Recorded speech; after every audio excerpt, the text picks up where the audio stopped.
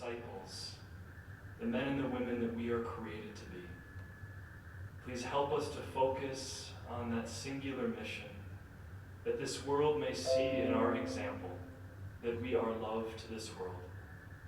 May they be transformed as we are transformed to become light. Mother Mary, we ask for intercession as we pray together. Hail Mary. Full of grace, the Lord is with thee. Blessed art thou among women, and blessed is the fruit of thy womb, Jesus. Holy Mary, Mother of God, pray for us sinners, now and at the hour of our death. Amen. In the name of the Father, the Son, and the Holy Spirit. Amen. So, the story I want to begin with is one that was quite traumatic for me from my time in St. Michael. And so, let's see if this works. Go down, get down. Down. There we go. All right. So when I was in youth group, John O'Sullivan was having me kind of talk with some of the young people, and it's kind of right at the advent of people being able to Google things easily. And this very young lady in the youth group named Kate Engel decided to trick me with a question. She said, "Father, what is the greatest attribute of God?" To which I immediately thought, okay, someone Googled this. Like, no, there is no high schooler who's asking about attributes of God. And I said, well, it's love. Yes, Kate, that's not correct. I go, no, it is correct. I said, love is the greatest thing. God is love. Love is not an attribute of God, it is his substance. I hate you, Google. Like, I have a master's in theology. Come on. I said, well then, Kate, what is the greatest attribute of God? She said, it's mercy. I'm like, it's so correct. And so when Patty and her group asked me to present on love and mercy, I thought it was actually quite beautiful to come full circle. I've learned quite a bit about it. I think that as Christians, we can oftentimes become overly familiar with the words of love and mercy, to the point that they actually lose their profundity and their true meaning. I think this is unfortunate because love and mercy is something that is so incredibly unique to the Christian ethos. All right, with Moses and the burning bush. This was the moment when, for the first time in the history of humanity, God declared, I am who am, Yahweh. When Moses said, who am I supposed to tell these people that you are? And from this revelation of a name, God released his people from slavery and led them into the promised land. And so it was from this revelation of God that the Jewish people's entire history was changed. Here we as Christians stand with a new inheritance that God is love. And even more so, right, is that Jesus tells us that we will be known as his disciples and followers by yoking ourselves up with this particular part that God has revealed to us, that God is love. And so, as we are demanded to become love to this world because we are sons and daughters of God, I think this is just a curiosity I have, and if you want a little kind of homework to take away with. If you have friends who are not Christian, ask them, how would you summarize Christians? If you were to have to summarize Christianity in a word, what word would you use? Sadly, I think rarely would people use the word love. They would use judgment. They would say critical. They would say unhappy or rule followers. So something's wrong. Because we're supposed to be known by our love, but when the world sees us, they know us by our judgment. And so there's something wrong with how we are engaging the work of evangelization in this world. I know that there is, I think you all have handouts. Do they give you handouts? Okay, great, awesome. So for us to be apathetic to the profundity of this calling to be love, it should make us pause. So God is love, And we are not called to be love in some abstract and generic, ooey-gooey way, all right? We are called to be love as heroic disciples of Christ. So Pedro Arrupe, he was the founder, not the founder, but he was one of the heads of the Jesuits. And Pedro Arrupe was kind of having this convocation with a bunch of his confreres. And he's saying, okay, what do we need to meet the challenges of our time, to actually go into this world and be effective? And so, there's a bunch of old Jesuits getting together and some of the young ones in the back. And one of them, raises their hand, one of the old crusty Jesuits who's considered to be very liberal and progressive. And Pedro Arrupe calls on him and says, okay, what is your suggestion? He says, we just need to be better at loving. To which one of the young people stood up and said, come on, really? We need to go back to the 60s and 70s and just be more ooey-gooey loving. Yeah, that's going to change the world because look where it got us. And so Pedro Arrupe then said these words: nothing is more practical than finding God. That is, in falling in love in a quite absolute and final way. What you are in love with, what seizes your imagination, will affect everything. It will decide what gets you out of bed in the morning, what you do with your evenings, how you spend your weekends, what you read, whom you know, what breaks your heart, and what amazes you with joy and gratitude. Fall in love, stay in love, and it will decide everything. What a great response. Because it does. And if you think about the things in your life that you are in love with, it changes everything. It changes absolutely everything. I know, at least in my own life, where I first was conscious of recognizing the love that my mother had for me. It was when I was sick with the stomach flu. I was about to throw up, and she dove over the carpet to catch my barf in her hands. Now, whether that was for love of me or her carpet, I don't know. But that moment is ingrained in my mind as what love looks like. And I think for any of you who have that vocation of being a mother, you can relate with this reality very well. What you're in love with changes everything. If I were to ask my teenage mother, right, my mom when she was a teenager, would you catch your child's puke? She would have looked at me and said, absolutely not, that's disgusting. And yet there she was diving for the carpet. Love makes us do strange things. And it is love, in fact, that allows us to be the heroic disciples, to be that strange thing of a sacrificial love in this world. So John Paul II, a very happy memory for many of us, has this quote: man cannot live without love. He remains a being that is incomprehensible for himself. His life is senseless if love is not revealed to him. If he does not encounter love, if he does not experience it and make it his own, if he does not participate intimately in it, this, as has already been said, is why Christ the Redeemer fully reveals man to himself. And what John Paul II was talking about, right, is he reveals to humanity that, in fact, love is an integral part of what the human person is. And without it, we cannot be authentic.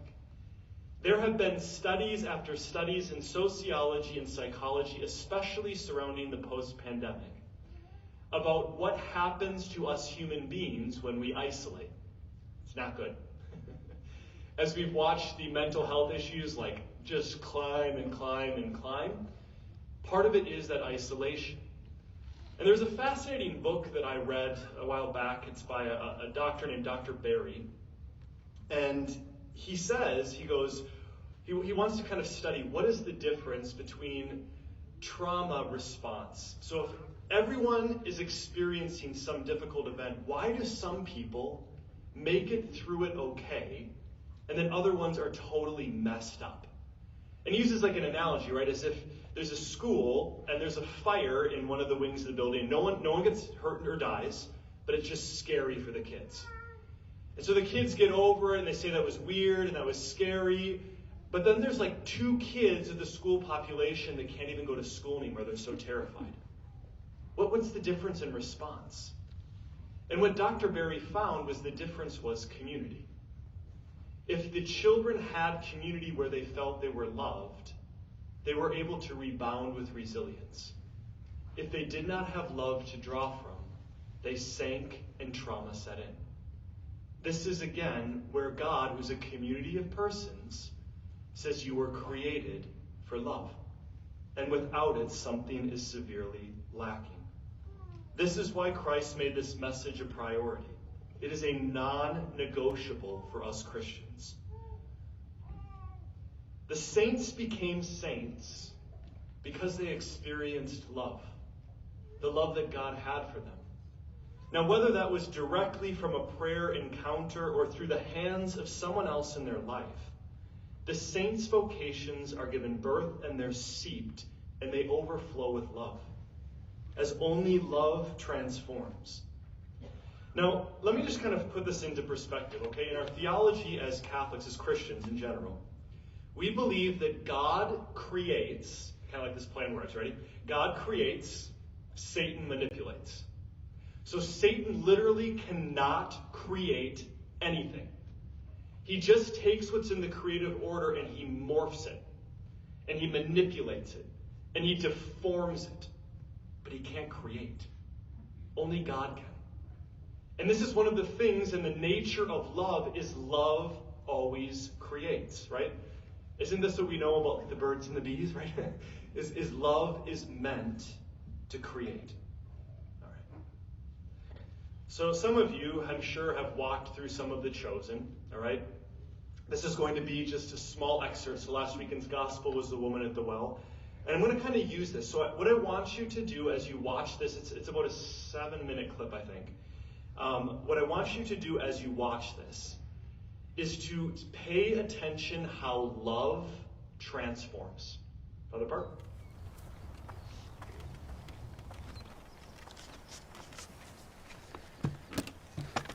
Would you give me a drink?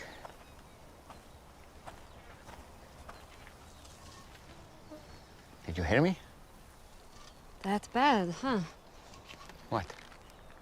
You, a Jew, ask for a drink from me, a Samaritan, and a woman. I'm sorry. I should have said please. You know, it's not safe for you to be alone out here. Nor you. Why haven't you come with others? And why so late in the day? Don't women come to the wells in the cool of the morning? Yeah, well, none of them will be seen with me, so I have to come out now, in the heat, as you have so kindly reminded me. Why won't they be seen with you? Long story. I'd still like a drink of water if you can spare it. Amazing what a parched throat will do. Aren't I unclean to you? Won't you be defiled by this vessel? Maybe some of my people say that about your women, but I don't. Yeah? And what do you say? I say if you knew who I am, you'd be asking me for a drink. Really? And I would give you living water. Would. Except that you have nothing to draw water with, and this is a deep well. Besides, what do you need from me if you have your own supply of living water? Long story. But Jewish water is better than Samaritan water. That's not what I Are said. you a better man than our ancestor Jacob, who dug this well? Your water is better than his? I know Jacob. And everyone who drinks this water will thirst again. But whoever drinks the water that I give him will never be thirsty again. Wouldn't that be nice? The water I give will become in a person a spring of water welling up to eternal life. Really? Yes, really. Prove it. First, go and call your husband and come back. I will show you both. I don't have a husband. You are right. You've had 5 husbands. And the man you're living with now is not your husband. Oh, I see. You're a prophet. You're here to preach at me. No. Usually the one good thing about coming here alone is I can escape being condemned. I'm not here to condemn you. I've made mistakes. Too many. But it's men like you who have made it impossible for me to do anything about it. How? Our ancestors worshipped on this mountain. But you Jews insist Jerusalem is the only place for true worship. They say that because the temple is there. Exactly where we're not allowed. I'm here to break those barriers. And the time is coming when neither on this mountain nor in Jerusalem will you worship the Father. So, where am I supposed to go when I need God? I've never received anything from God, but I couldn't thank him even if I did. Anywhere. God is spirit. And the time is coming and is now here that it won't matter where you worship, but only that you do it in spirit and truth. Heart and mind, that is the kind of worshiper he's looking for. It won't matter where you're from or what you've done.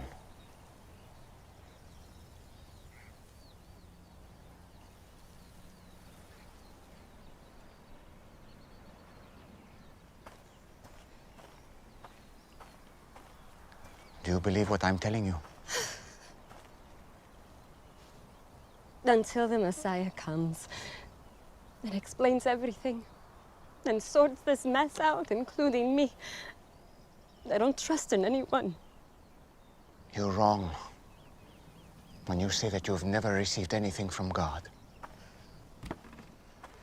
This Messiah you speak of, I am he. The first one was named Ramin. You were a woman of purity who was excited to be married. But he wasn't a good man. He hurt you. And it made you question marriage and even the practice of your faith. Stop it. The second was Farzad. On your wedding night, his skin smelled like oranges. And to this day, every time you pass by the oranges in the market, you feel guilty for leaving him. Because he was the only truly godly man you've been with. But you felt unworthy. Why are you doing this? I have not revealed myself to the public as the Messiah. You are the first. It would be good if you believed me.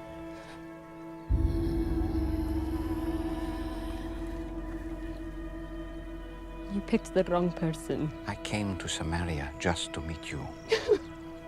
Do you think it's an accident that I'm here in the middle of the day? I am rejected by others. I know. But not by the Messiah.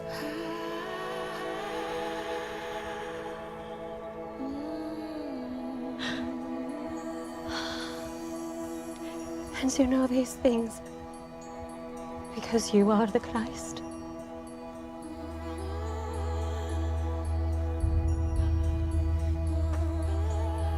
I'm going to tell everyone. I was counting on it. Spirit and truth. Spirit and truth. It won't be all about mountains or temples. Soon, just the heart. You promise. I promise. This man told me everything I've done. Oh, he must be the Christ!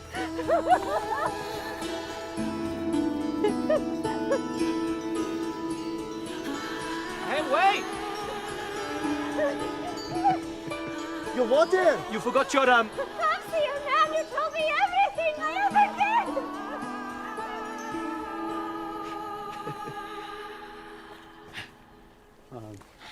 Rabbi, we got food. What would you like? Ah. I have food to eat that you do not know about. Who got you food?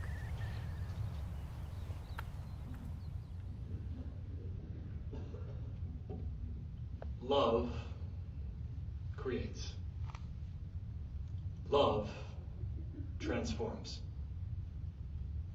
And you can't watch that passage and not see the profound effect that someone being loved and how it impacts their life.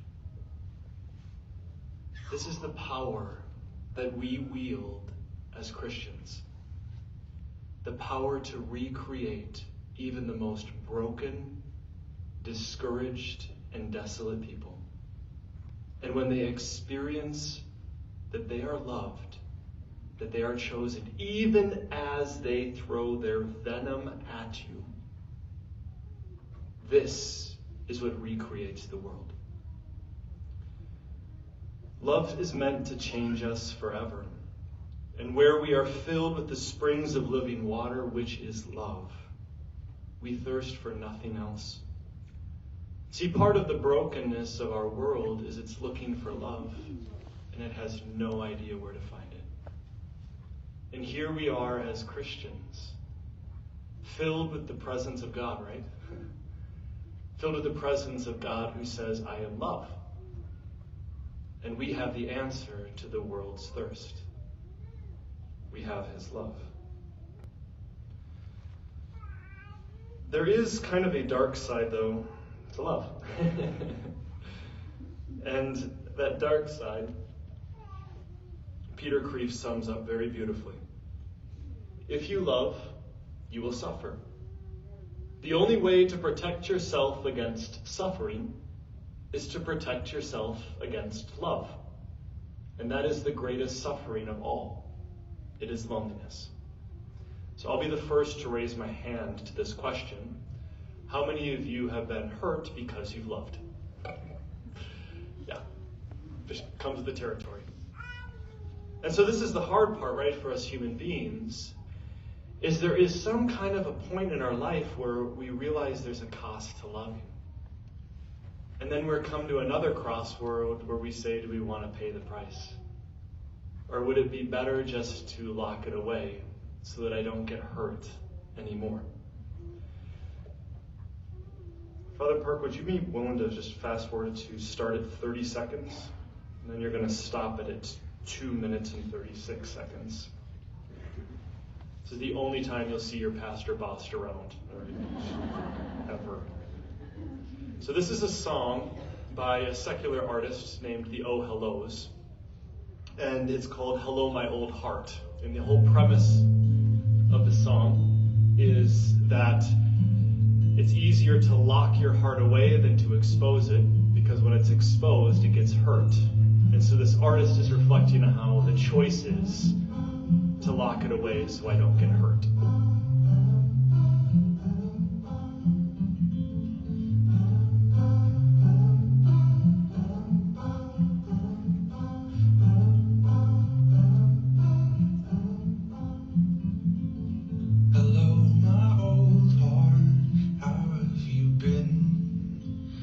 Still there inside my chest.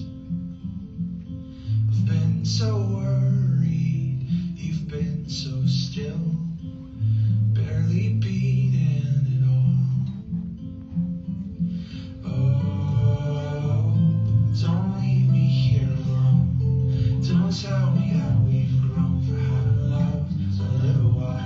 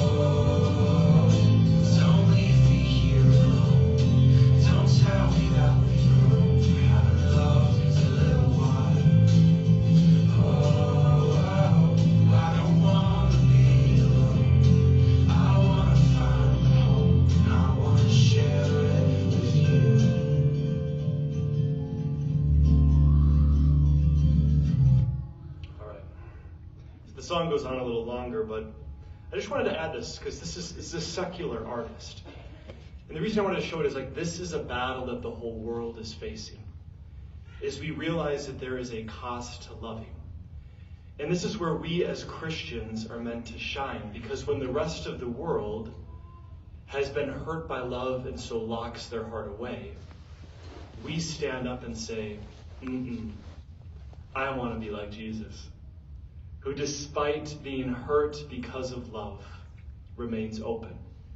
And the only way that this can happen is the greatest attribute of God. It's mercy. We cannot have a profound, constant outpouring of love without having a wellspring of mercy to draw from and tap into. Because if you love, you'll suffer, and the remedy to this is mercy. And let me explain. Mercy is what soothes the wounds that love opens. See, as the purpose of mercy is to go to places where justice is limited. And this is what closes our love. It's that justice piece. You hurt me, I'm going to hurt you. What this basically means is that in the harshness of this world, which is broken across the board because of sin, there is always going to be things that wound. And either we are the ones causing the wound, or we're the ones receiving the wound. And this is where justice wants to get even. And as Mahatma Gandhi was quoted as saying, an eye for an eye makes the whole world blind. But I would even add to this. I would say an eye for an eye dries up love, and it eradicates mercy.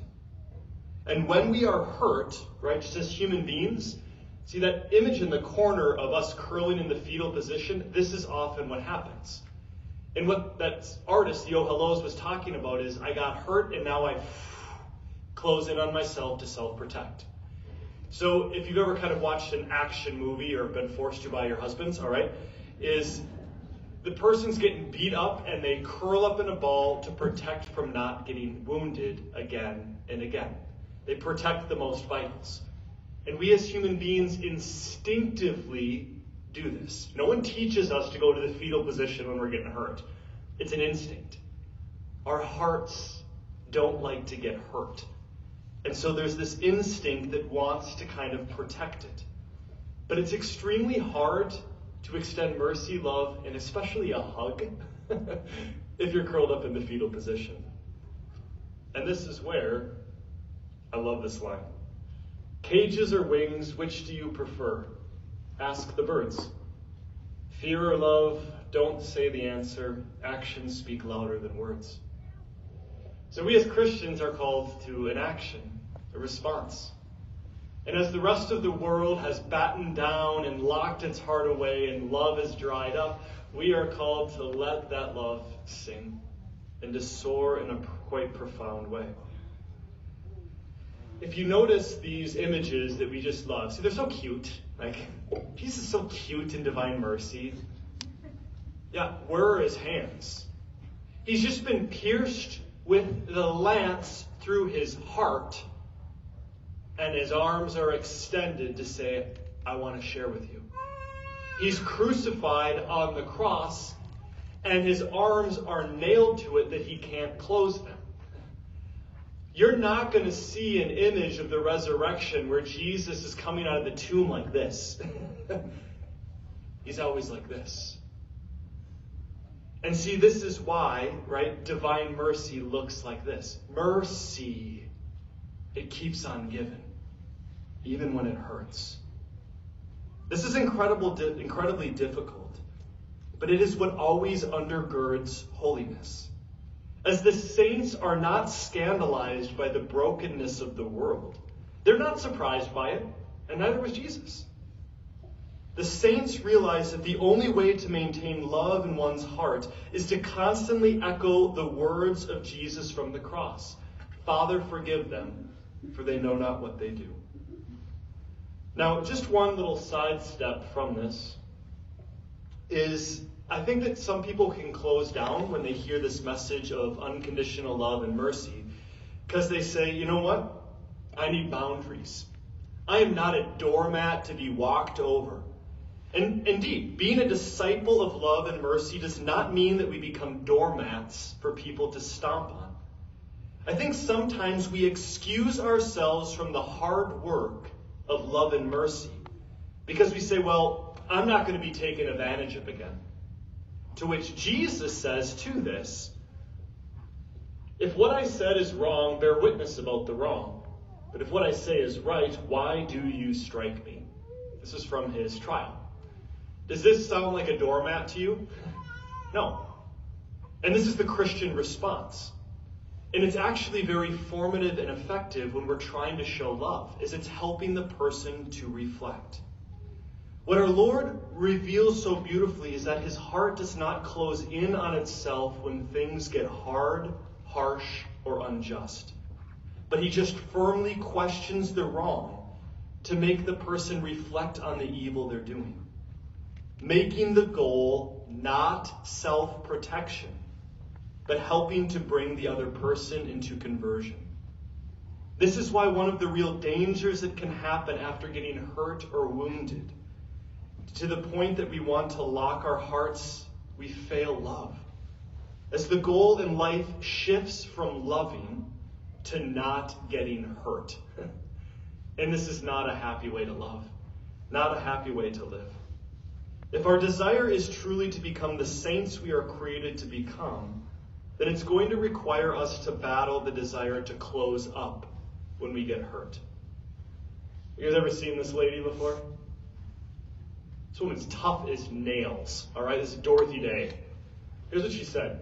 Do not give to the poor expecting to get their gratitude so that you can feel good about yourself. If you do, your giving will be thin and short-lived. And that is not what the poor need. It will only that's pretty impoverished, yes, okay. That must give only if you are someone for whom giving it is itself a reward. And this quote actually comes from an experience Dorothy Day had where there was this very wealthy man who came to work in one of her soup kitchens. And at the end of it, the man goes up to Dorothy Day and says, "Those poor are so rude. They never even said thank you. They took extra stuff. One of them, I'm pretty sure, spit on me and cursed at me. What is wrong with these people? We're trying to help them." To which Dorothy Day said, "The poor are living a harsh life.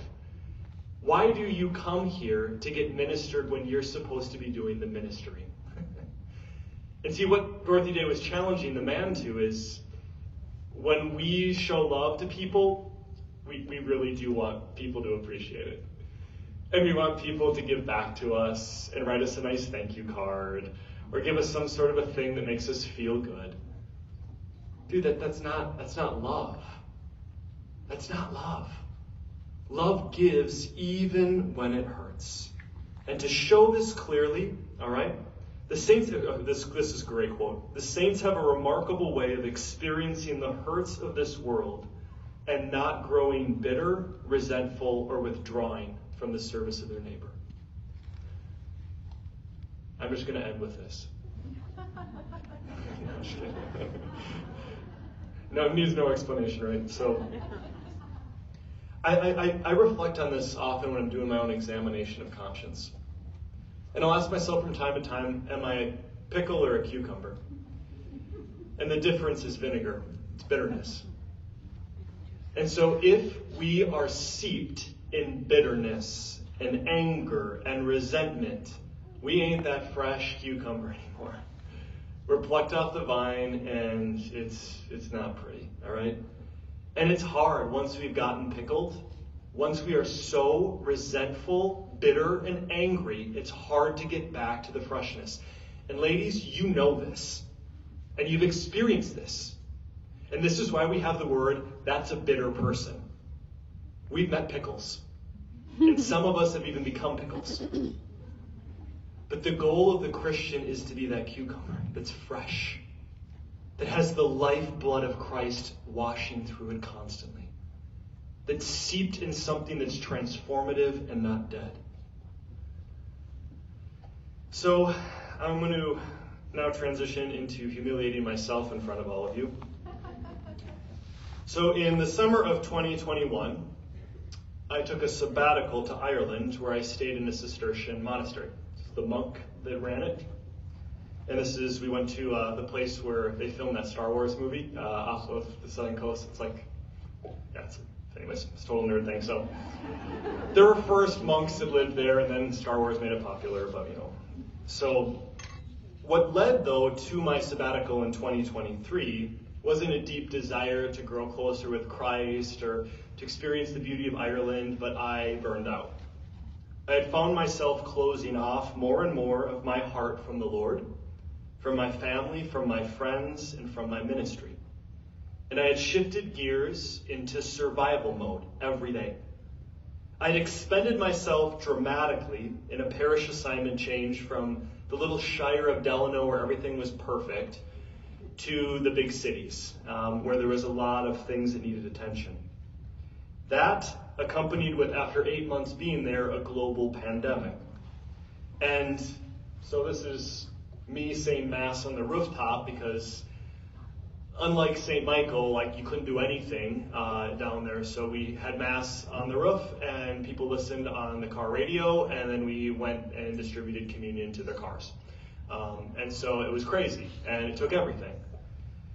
And so it broke me, and I had to take 3 months off.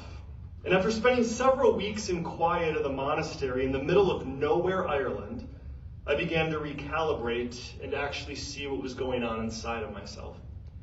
I had closed the doors to love, and mercy had dried up towards others, towards myself, and especially towards God. And I was pickled. What began to happen as the weeks of my sabbatical continued was that I began to realize that I had become totally self-reliant. That I was burned out, not because of the situation that I had to navigate through. Look, everyone has hard stuff in life, okay? All of us. But what happened was I failed to hold close to the love that God had for me. And I refused to let mercy fill in the gaps. Even if it was mercy saying, I can't do anymore. I've just given too much and I'm tired. I became justice crazed. And anyone who's pickled is justice crazed. What is my due? What is owed to me? And self-protection that marked my life was a response to living without boundaries. Let this image just settle in a little bit.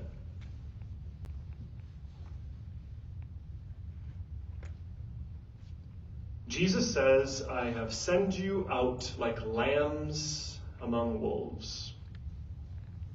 There isn't a sorry in that. I send you out as lambs among wolves. And he gave his life as a pattern for us to follow. And it's just fascinating, right? As we oftentimes want a life different than Christ. A life that Christ shows was ready for the hardness of the world and to rest in the fact that even though it's hard, God has overcome it. And he did this by love and mercy.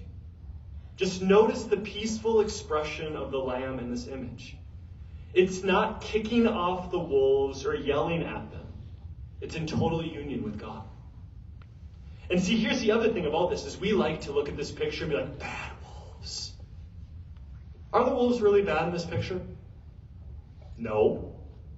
The wolves are hungry. They're hungry. They're not bad, they're not evil, they're hungry. And what do wolves do? They eat things, all right? And oftentimes the world that hurts us is not doing it out of malice, but out of their own selfish need for hunger, for love. This protects us from bitterness.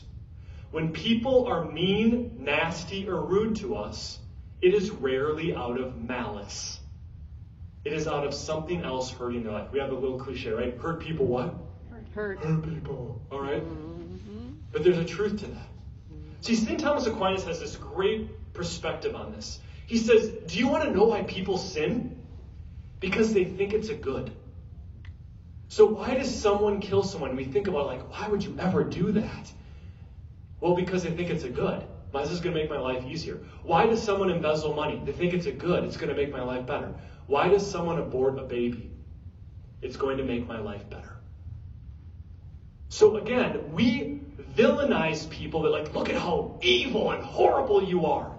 No, they see it as a good. That's why they're doing it. And when we start to have that empathy to say, you're hungry, and you'll devour anything in your path because you're trying to find something to meet that need for love. So what is the remedy for the brokenness and sin of our world? To see what they're hungering for. Love. And that we as Christians actually are called to provide it. See, what makes the Christian witness diminish is when we become just as bitter and angry as the rest of the world. And my dear sisters, hold each other in check. If someone is breathing out anger and bitterness and resentment, you say you need to stop. You need to stop because you're not being Christian. And I know, sisters, you're not spending your Saturday morning because you don't want to be Christian. You want to be Christian. And we have to help each other because when we get hurt, we harden and we turn on the world. We lose the profundity of our witness when we are more often looking for a fight with our neighbors than to discover how we can love others. For the early Christians, the most powerful witness they gave was found in the fact that they loved their persecutors and they prayed for them. Often giving away their property, their clothing, their food, and their money as they were being led to execution for the masses. And if you want to know why did Christianity spread like wildfire? Because of that. People said, dude, the world sucks. But whatever they're doing, that changed my life. It changed the Samaritan woman's life. And it is going to change many more if we take it seriously. They saw, the Christians, that their greatest wealth was mercy and love of God. And everything else was second to that. So do we believe this in 2023? Okay, ready? This is my woke Bloomington coming out. Okay, ready? All right. So, trigger warning. All right, trigger warning. Something's going to come on the screen that's going to be traumatic. You ready?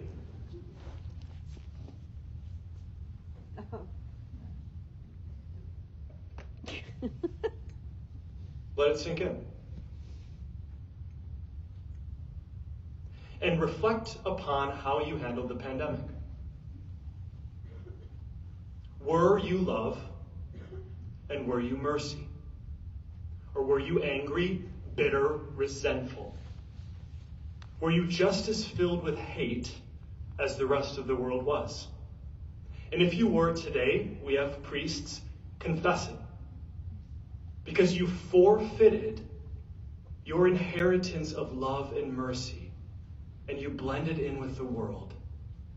And I don't know if anyone knows this, but the world got real dark, and we're still climbing out of it. What side of the battle's right? I don't care. It doesn't matter. When I got baptized, people are like, do you like masks or do you not like masks? They said you're called to love. You are called to love. And we failed. We failed so bad on so many ways. And we became just as angry. See, St. Paul told us that we are battling against principalities and powers. But I think recently we have just gone deep into battling each other. And we have exchanged the weapons of love and mercy, which, by the way, were the weapons that Christ used to defeat sin, death, and evil. And instead have picked up judgment, arrogance, pride, ironically the weapons that the world fights with. Which is ironic because we are told by Christ not to be conformed by the world, but be transformed by it. So this little quote actually comes from beloved Father Joseph Johnson, who's the priest of Holy Family down in St. Louis Park. And I asked him, during the pandemic, I said, how you doing? He's like, dude, my greatest battle is just keeping my people Christian. They want to rip everyone apart. I thought, dang, man, there's something wrong with that. When the greatest battle of a priest in the parish is keeping his people from not looking like the rest of the world. Now, returning back to the imagery of the Samaritan woman and Jesus from The Chosen, recall Jesus' witness and the weapons that he used to win a soul. He did not react to the woman's bitterness. And you heard it so beautifully, right? And that is, she was bitter, she was angry, she was resentful, she was judgmental to the whole Jewish people. And Jesus kept firing back. You are loved. You are treasured. You are desired. I know what you're really hungering for. I know what you want. And all the venom you're spewing at me, I'm not going to be distracted by it. I'm not going to bite that lure. You want love. And it transformed her life. Christ's ability to remain present to the woman and not be distracted by her comments was because he thirsted for her soul, desiring to pour his mercy and love into her life, rather than to justify himself in why he was right. Saying, whoever drinks this water that I shall give will never thirst. The water I will give will become in him a spring of water welling up to eternal life. As mercy is this pure gift, it's not calculated. It just flows like water. And one of the things that marks this reality of us becoming ambassadors and ministers of love and mercy is the ability to stay present with people. See, if we're formulating our responses to someone who we disagree with, or if we're judging a person, we're not present. And love is not being communicated. One of the passages that demonstrates Christ's remarkable ability to stay present to mercy and love is the healing of the hemorrhaging woman. And this is an image found in the church in Magdala, Holy Land. Is that what Israel? Okay, Magdala, Holy Land. And the crowd is pressing upon him. And the hemorrhaging woman, through all of the feet, like she's climbing through the gross feet, all right? Someone joked, I have this actually hanging in my room. Someone's like, wow, Jesus has a nice pedicure. I'm like, you missed the point, all right? Like, you missed the point, all right? Look at the hand, not the nails, all right? And Jesus stops in his tracks and he says to his disciples, who touched me? And his disciples are like, what are you talking about? Everyone's touching him. But he realized that power had flown out from him. See, Jesus was so aware of the conscious contact with his Father that he could feel when love for God was being shared with another. And this is how God desires us as well to use it, to become his disciples in the world, to literally become these aqueducts and conduits to love and mercy, so that when people come in contact with our life, God's presence, his love, his mercy flow out of us, as love always is looking for a place to be received.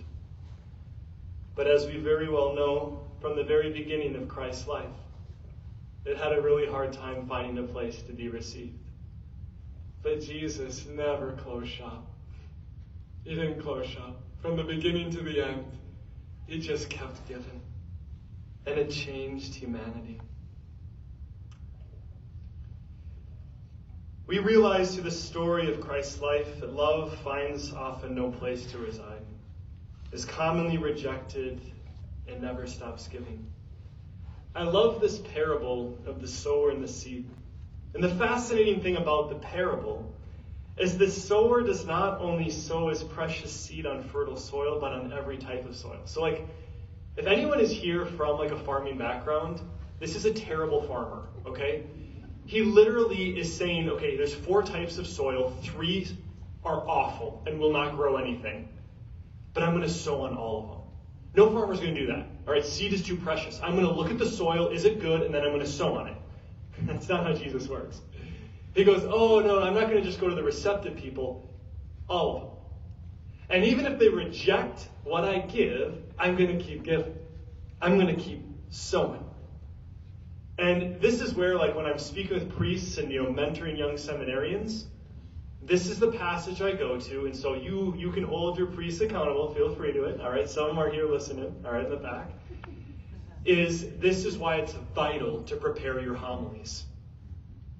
You have seed beds that are coming into the church and you don't know if this is the one fertile time in their entire year. You have one chance to sow. Make sure it's a good seed, because you don't know if they're coming back. This is where Pope Francis said, priests, funerals and weddings, you gotta hit it out of the park every time. Because there's tons of people coming in. You're getting seedbed that hasn't seen seed for a long time. You gotta try to sow. Jesus says the rain falls on the just and the unjust. And this is hard, right? Because we want that justice piece, right? Of like, that person's bad, no rain for you. And see, actually, Mark Twain, he's like bitter. He hated Christians so bad. Yet he wrote Joan of Arc, the book, which is phenomenal. He fell in love with Joan of Arc, but hated the rest of Christianity. Fascinating man. And he says, the rain falls upon the just and the unjust alike. A thing which would not happen if I were superintending the rain's affairs.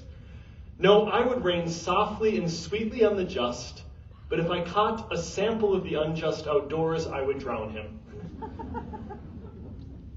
I've felt that way before. So when the Lord, right, he concludes these parables on the mount, and he says, okay, so be perfect as your heavenly Father is perfect. He is not inviting his disciples to have OCD, all right? To be this obsessive compulsive, did I check off all of the boxes? But rather, so what is the greatest attribute of God, Kate Engel? Mercy. What does God's perfection look like? Mercy. How do I become perfect as God is perfect? Mercy. If being perfect in our expression of mercy and love is the greatest of all things, and the fact that we often balk at love and mercy reveals how far we often are from the perfection that the Lord is inviting us into, even if we consider ourselves devout Catholics. If people can't find love and mercy in you, something is wrong. It should be oozing. If we're filled with anger or bitterness, judgment or criticism, more than love and mercy, we're sick and we actually need that hospital. For as I am sure you've noticed, Christ in the gospel was called a lot of things by the Pharisees, scribes, and Romans. Do you know one thing he was never called? A judge or a critic. In fact, he was seen as a friend of tax collectors and prostitutes. I know that at the conclusion of this presentation, there are some of you saying, oh, that was really nice, Father, thank you, but what are the practicals? So for you who like practicals, here is the final straw, all right? Here's a couple steps on how we can grow in love and mercy. First, be intentional and present with the person in front of you. You guys are all doing great about it. All of you are watching and listening, so thank you. I feel very loved. I feel very loved. See, God is a series of presence. And thus, if we want to echo God's presence of love, it means that we have to be present to others like he is present to others. Being present also means that we are not escaping into our own worlds, but remaining with others in theirs. Next, if you are labeling or judging people, you are not loving them. Okay? So just like if you find yourself falling into that, be like, I'm probably not loving right now. This is hard, and I get it. Because this is actually how we view reality, is just our minds develop categories to make quick kind of inferences, all right? So one of the things that I'd encourage you to do if you're trying to break through this category of judgment, which is extremely human, it's just not Christian, is to invite you yourself to have a new category of observation. This means that I'm just taking things in and looking, but I'm not putting a judgment to it. It's actually really freeing to be like, that's really interesting. I love this Minnesota word. Okay, interesting. So let's say you invite me over and you serve me a meal and it's terrible, all right? And you go, Father, what do you think? I said, it was so interesting. You have no idea if I like it or I don't. See, interesting has no value. And so if we're trying to break away from judging or criticizing everything, start using that word. Because it doesn't allow for a value to be placed on it. Next, be okay not always having the answer or solution. Gosh, we love to give advice. Oh, we just love it, all right? And one of the things that feeds pride and arrogance is thinking that we always have to comment or add something to fix something. Get used to simply not having the answer. As people actually feel loved and cared for when we're able to just be with them and not solve or fix them. If you want an interesting study, look into the Bible on how rarely Jesus directly comments on things, but more so than not, he just asks questions. He asks a ton of questions to make the persons reflect. Never rejoice in the wrong. See, love always rejoices in the right. This is 1 Corinthians 13. If there is a part of you that gets excited when bad things happen to people you don't like, you have to stop that immediately. It's just like, it's not Christian, all right? It's very human, not Christian. Because this dries up all charity, and it literally doesn't even allow mercy to enter into the picture. The next one, love your neighbor as yourself. Like, duh, all right? This is like basic Christianity 101. But here's what I hear a lot, okay? And I do hear this a lot, and I said it a lot to myself. I am the harshest on myself. BS. Because if I say that, I make Christ a liar who says, love your neighbor, comma, as yourself. If you're not loving yourself, it's coming out on your neighbor whether you like it or not. I'm sorry. This is an equation that Jesus made. You don't want to admit that 2 + 2 = 4? That's fine, but you're living in a different reality. If you want to try to bend the rules that Jesus makes, that if you don't love yourself, you're going to love your neighbor, good luck, all right? You can put yourself through that. You can try to find another way to find 2 + 2 = 4, but that ain't happening.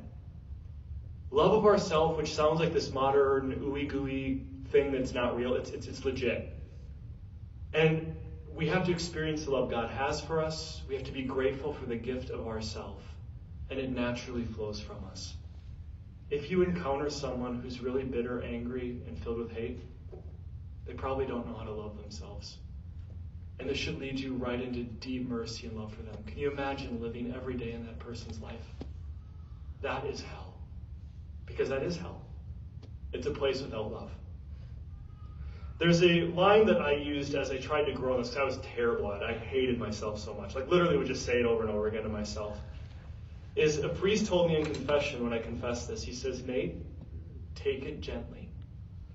And for a full year, I had to keep saying that to myself because I was hardest on myself and it was oozing out. Oh my gosh, was it oozing out, right? Is take it gently, Nate, take it gently. All right, last one, promise. My dear sisters, please do not undersell love and mercy. This is not just some now city boy coming out to the country to tell you this secular message. This is Jesus at its finest. Not because I presented it, it's not. But it's the profundity. If we see a broken world and we want to change it. And love and mercy is how Christ changed it. So why would we be any different as his disciples? This image that I'm having before you is what we're going to do for our Lectio. And Patty, are we going into Lectio right now or are we stopping? No. I'm over time. All right. So Patty, I'll just invite you up. Thank you so much.